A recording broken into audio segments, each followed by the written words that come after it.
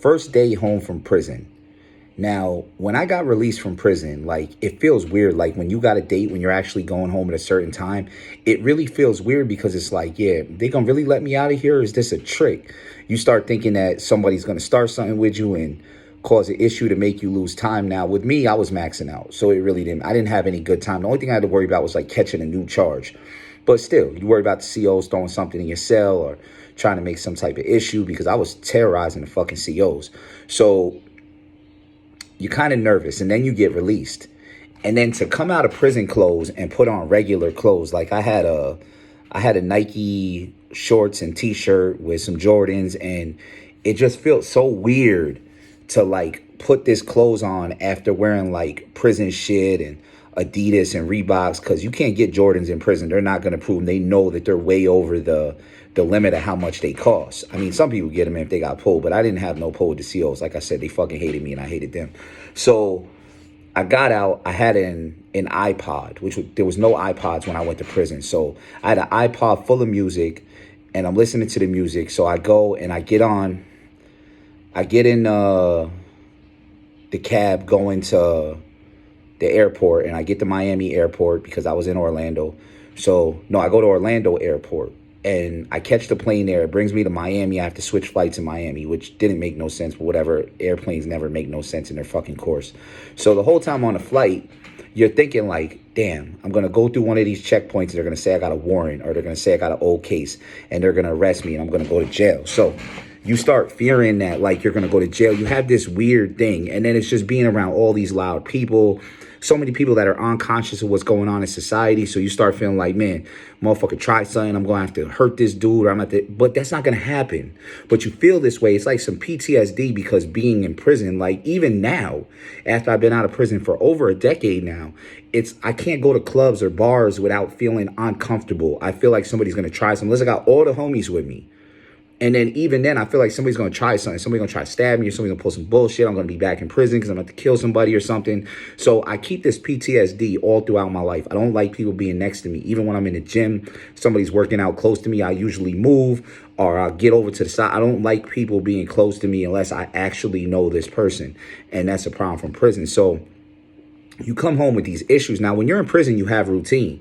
You wake up, you go to chow, you go to the yard, you go to programs, you do all these things as routine. Now, coming out to the street, that routine is out the window, but now I'm on parole. So now I'm getting piss tests on parole. Never got piss tests in prison. I mean, I don't do drugs.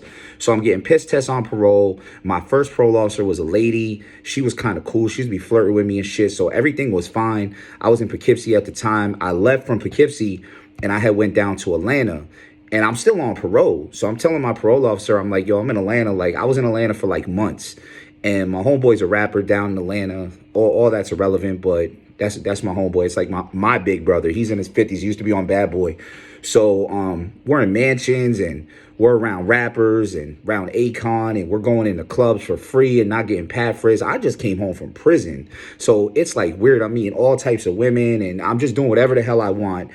And because being with them, because they got so much money and they was just doing whatever. I mean, there was times when they'll be like, oh, come with us for this. And I'll make $4,000 or $5,000. Like, I just came home from prison. So it was weird being in Atlanta because it was so dope. And I kind of forgot I was on parole, being down, well, probation, because, you know, come home from the feds is probation. Not really parole. You still say parole because you're just used to the word, but it's federal probation. So I'm down in Atlanta for a couple months, and for some reason, I came back to New York. It's like whenever you leave from New York, you miss it, even though you shouldn't miss it, because this state fucking sucks. It's cold. The people are assholes. I mean, the food's pretty good.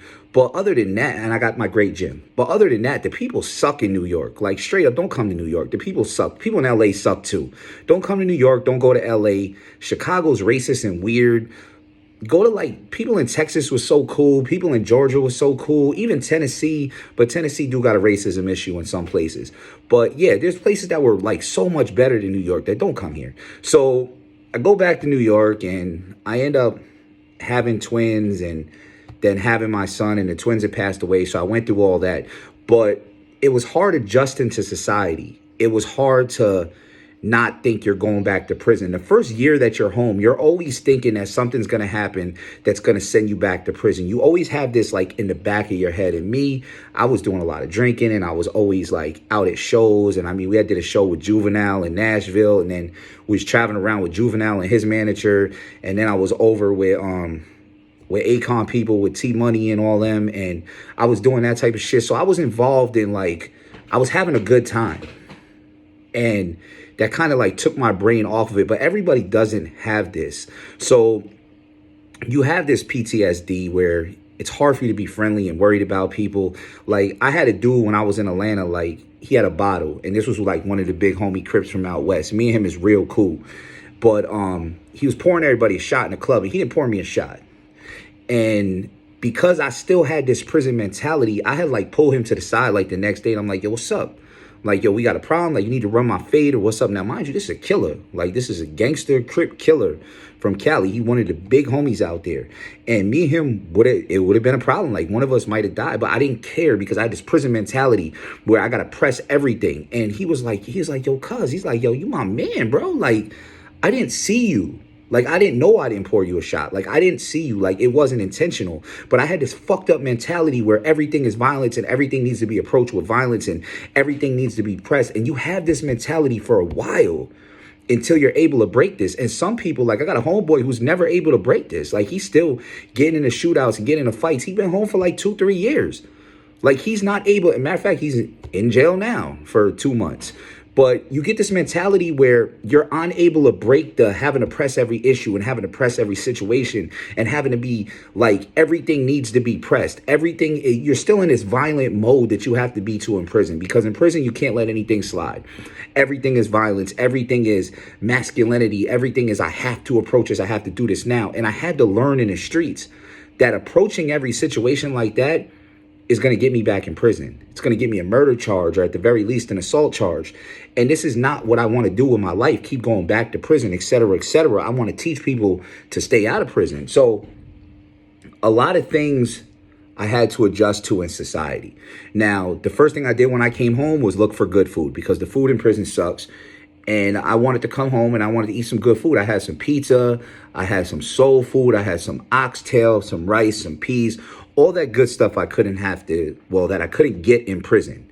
So the main thing was food. Women was really secondary to me. I wasn't really worried about women when I first came home. I was more worried about eating food. I was worried about music, what shows are out, what movies are out that I haven't seen. It's like you're always trying to catch up, but you need to learn that you can never get that time back. That time that you lose can never come back. So it doesn't fucking matter. You lost that time. It's over with. You have to let that shit go. Now, some guys, they can't let it go. They come home and they're playing catch up.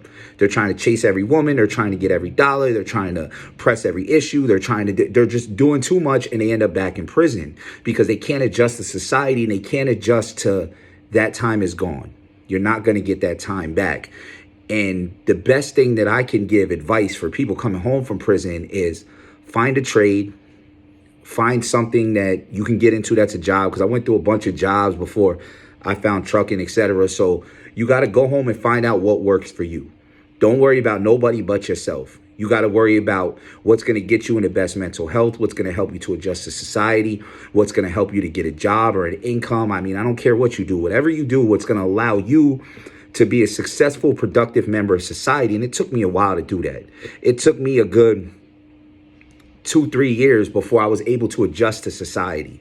It took me a while, and I got lucky. I didn't go back to prison. I was damn sure out here doing a whole bunch of shit, and I didn't go back to prison. I got real lucky with that. So it's a situation of adjustment. And when you come home from prison, it's really hard to do that. All food tastes better. All people seem like a threat. And you have to learn that in society doesn't run by prison rules. Like, you can associate with whoever you want. You can be around with whoever you want. I had to learn that there's people that are snitches because they're civilians. They're not really snitches. They're not involved in this game. They have nothing to do with this society. They believe in the police. They believe in the government. If something happens, they're going to call the cops on you. So you can't go around just punching people in the face. You can't go around just pressing every issue. That's unacceptable in society. And you're going to get a new bit and you're going to go to prison. So basically, coming home is an adjustment period for everybody. And the majority of us do not come home changed of our ways. Prison did nothing but make me a better criminal and make me more violent. So I had to adjust to society to be a better person in society, and that took fucking time. Luckily, I was able to make it through that time without getting rearrested, and a lot of people are not. This is why so many people come home and go back to prison. They're unprepared for society. They come home, they don't have nothing out here. They didn't learn any trades or anything in prison because they're barely giving them to us. We can't even get college anymore. So people are not changing in prison and coming home. So now I found, even after all these years, it's been a decade, and I have found social media, which gives me a way to vent, which gives me a way to speak to people, and also gives me a way to reach out and to help people so that they don't go to prison. So I tell these stories about prison. I don't tell none of the good things.